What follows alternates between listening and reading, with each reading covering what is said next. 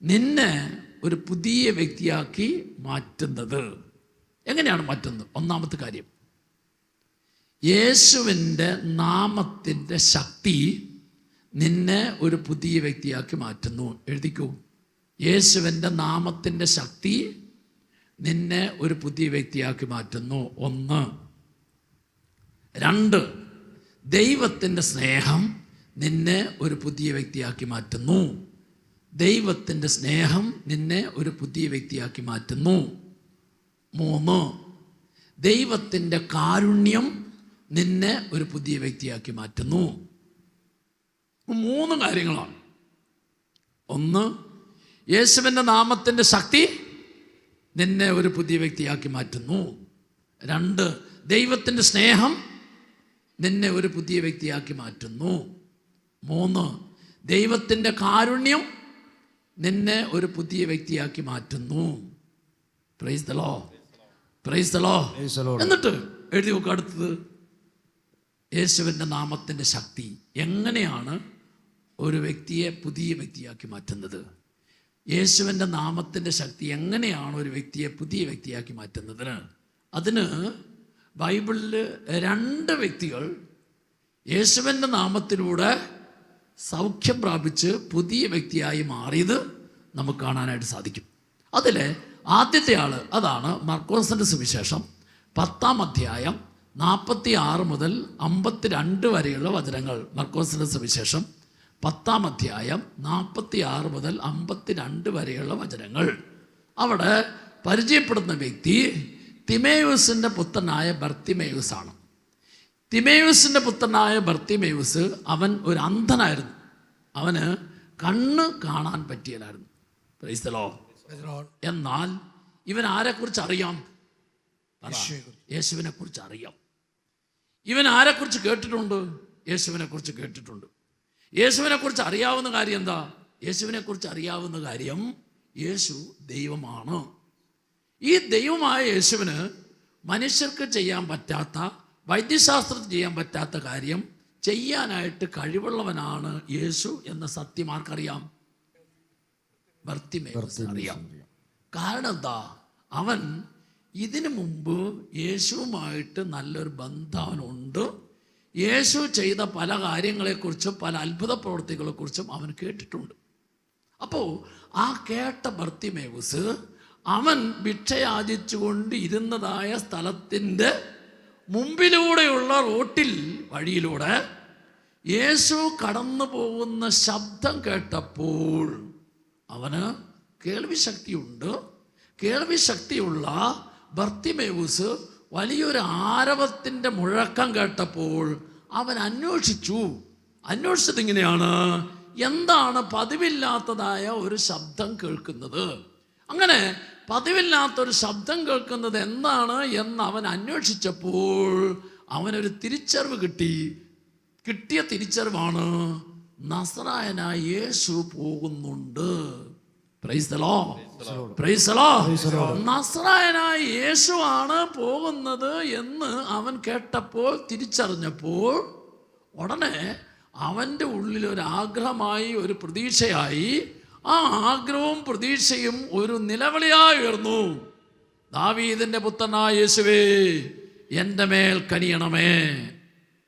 Hallelujah, hallelujah, hallelujah. അപ്പോൾ നമ്മൾ മനസ്സിലാക്കേണ്ട ഒന്നാമത്തെ കാര്യം, ഈ ബർത്തിമേയുസ് യേശുവിനെ എങ്ങനെയാണ് വിളിച്ചത്? അവൻ്റെ ആ വിളിയുടെ പിന്നിലെ കാരണം എന്താണ്? എഴുതി വെച്ചു. അവൻ്റെ വിളിയുടെ പിന്നിലെ ഒന്നാമത്തെ കാരണം, അവൻ തടസ്സത്തെ വകവയ്ക്കാതെ വിളിച്ചു. നിനക്ക് കർത്താവിൻ്റെ വചനം പറഞ്ഞിരിക്കുകയാണ്, ആര് ജീവിതത്തിലെ ഏത് തടസ്സത്തെ വകവയ്ക്കാതെ വിളിക്കുന്നു, തടസ്സത്തെ വകവയ്ക്കാതെ വിളിക്കുന്നവൻ്റെ മുമ്പിൽ നിൽക്കുന്നവനാണ് ഈശോ. Praise the Lord. യേശുവിൻ്റെ നാമത്തിൻ്റെ ശക്തി നിന്നെ ഒരു പുതിയ വ്യക്തിയാക്കുന്നു.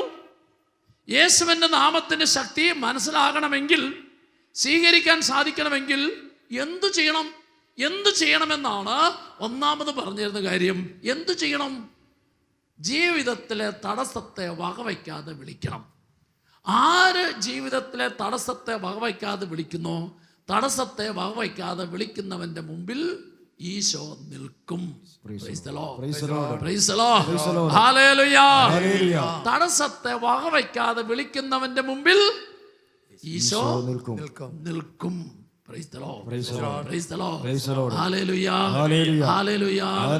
നമ്മുടെയൊക്കെ ജീവിതത്തിൽ ഒരു വിധത്തിൽ അല്ലെങ്കിൽ മറ്റു വിധത്തിൽ ചില തടസ്സങ്ങളുണ്ട്. എന്റെ കൈ എനിക്ക് ഉയർത്താൻ പറ്റുന്നില്ല. കൈ ഉയർത്തുമ്പോൾ വേദനയുണ്ടെങ്കിൽ കൈ ഉയർത്തുന്നതിനുള്ള ബലക്കുറവ് എനിക്കൊരു തടസ്സമാണ്. എന്റെ പിടലി ശരിയായ വിധത്തിൽ, കഴുത്ത് ശരിയായ വിധത്തിൽ തിരിക്കാൻ പറ്റുന്നില്ല.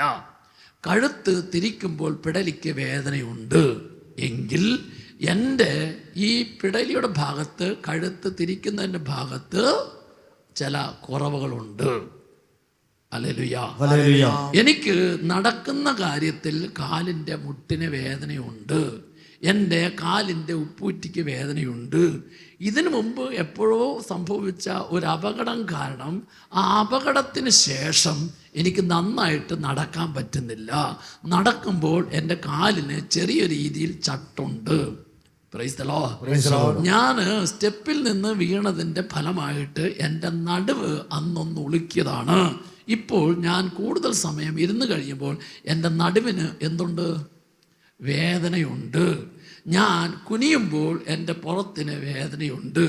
എന്താണ് കാരണം എന്നറിയത്തില്ല. കുറച്ച് നാളുകളായിട്ട് എൻ്റെ വയറിൽ ഇടയ്ക്കിടയ്ക്ക് വേദനയുണ്ട്. എൻ്റെ ശരീരത്തിൽ ക്യാൻസർ രോഗമുണ്ട്. എൻ്റെ ശരീരഭാഗങ്ങളിൽ ട്യൂമർ രോഗമുണ്ട്. എനിക്ക് പല കടബാധ്യതകളുണ്ട്. എനിക്ക് കുടുംബത്തിലെ ചില പ്രശ്നങ്ങളുണ്ട്. എനിക്ക് ജീവിതത്തിലെ ചില ബുദ്ധിമുട്ടുകളുണ്ട്. എനിക്ക് ജീവിതത്തിൽ ചില പ്രയാസങ്ങളുണ്ട്. Price the Lord. ഞാൻ ഈ പറഞ്ഞതെല്ലാം നമ്മുടെ ജീവിതത്തിൽ ഒരു വിധത്തിൽ അല്ലെങ്കിൽ മറ്റു വിധത്തിലുള്ള ചില കുറവുകളാണ്. ഈ കുറവുകളെല്ലാമാണ് എന്തെന്ന് പറയുന്നത്? തടസ്സം. ശരീരത്തിൽ, ആരോഗ്യത്തിൽ രോഗം ഒരു തടസ്സമാണ്. സാമ്പത്തിക മേഖലകളിൽ കടബാധ്യത ഒരു തടസ്സമാണ്. ജീവിതത്തിലെ പല വിധത്തിലുള്ള പ്രശ്നങ്ങൾ അത് തടസ്സങ്ങളാണ്. എന്താണ് എനിക്ക് പറഞ്ഞു തരുന്നത്? മോനെ, മോളെ, നിന്റെ ജീവിതത്തിൽ ഏതെല്ലാം വിധത്തിലുള്ള തടസ്സങ്ങളുണ്ടോ, ഏതെല്ലാം വിധത്തിലുള്ള കുറവുകളുണ്ടോ, ഏതെല്ലാം വിധത്തിലുള്ള പ്രശ്നങ്ങളുണ്ടോ, ഏതെല്ലാം വിധത്തിലുള്ള രോഗങ്ങളുണ്ടോ, നീ ആ തടസ്സത്തിലേക്ക് നോക്കി മനസ്സിൽ അസ്വസ്ഥപ്പെടാതെ, മനസ്സിൽ വേദനിക്കാതെ, മനസ്സ് മടുക്കാതെ, മനസ്സ് നിരാശ തോന്നാതെ, കുറ്റബോധത്തിലിരിക്കാതെ നീ എന്ത് ചെയ്യണം? ബർത്തിമേവൂസ് നമുക്ക് പറഞ്ഞു തരുന്ന ഒന്നാമത്തെ കാര്യമാണ്, ഞാൻ തടസ്സത്തെ വകവയ്ക്കാതെ യേശുവിനെ വിളിച്ചപ്പോൾ യേശു എൻ്റെ മുമ്പിൽ നിന്നു. എന്നിട്ട് നമ്മളോട് പറയാണ്, നിങ്ങളും നിങ്ങളുടെ ജീവിതത്തിലെ തടസ്സത്തെ വകവയ്ക്കാതെ, നമുക്കൊക്കെ വ്യത്യസ്തമായ തടസ്സങ്ങളുണ്ട്. കർത്താവിൻ്റെ വചനം പറയാണ്, നീ നിന്റെ ജീവിതത്തിലെ തടസ്സത്തെ വകവയ്ക്കാതെ നീ യേശുവിനെ വിളിച്ചാൽ അവൻ നിന്റെ മുമ്പിൽ നിൽക്കും. യേശുവിന്റെ നാമത്തിന്റെ ശക്തി നിന്നെ സുഖപ്പെടുത്തണമെങ്കിൽ, രക്ഷിക്കണമെങ്കിൽ, അനുഗ്രഹിക്കണമെങ്കിൽ, പുതിയ വ്യക്തിയാക്കി മാറ്റണമെങ്കിൽ നീ എന്ത് ചെയ്യണം? ഒന്നാമത്തെ കാര്യം എന്ത് ചെയ്യണം? നീ ജീവിതത്തിൽ ഇന്ന് വരെ അനുഭവപ്പെട്ട തടസ്സത്തെ വകവയ്ക്കാതെ വിളിക്കണം. തടസ്സത്തെ വകവയ്ക്കാതെ വിളിച്ചാൽ ഈശോ നിന്റെ മുമ്പിൽ നിൽക്കും. ഹല്ലേലൂയ. ഇനി ഈ പൊട്ടക്കണ്ണൻ ബർത്തിമേവൂസ് അവൻ തടസ്സത്തെ വകവയ്ക്കാതെ വിളിച്ചപ്പോൾ ഉണ്ടായിരുന്നല്ലോ, യേശുവിൻ്റെ പിന്നാലെ പോയിരുന്ന ജനം മുഴുവൻ ഈ പൊട്ടക്കണ്ണനെ ശകാരിച്ചു. എടാ, മിണ്ടാതിരിക്കടാ എന്ന് പറഞ്ഞ് ശകാരിച്ചു. ഹല്ലേലൂയ. തടസ്സത്തെ വകവയ്ക്കാതെ വിളിക്കുന്നവനെ പല വിധത്തിലുള്ള ശല്യപ്പെടുത്തലുകൾ ഉണ്ടാകും. പല വിധത്തിലുള്ള ബുദ്ധിമുട്ടുകൾ പലരിൽ നിന്നും ഉണ്ടായി എന്ന് വന്നേക്കാം.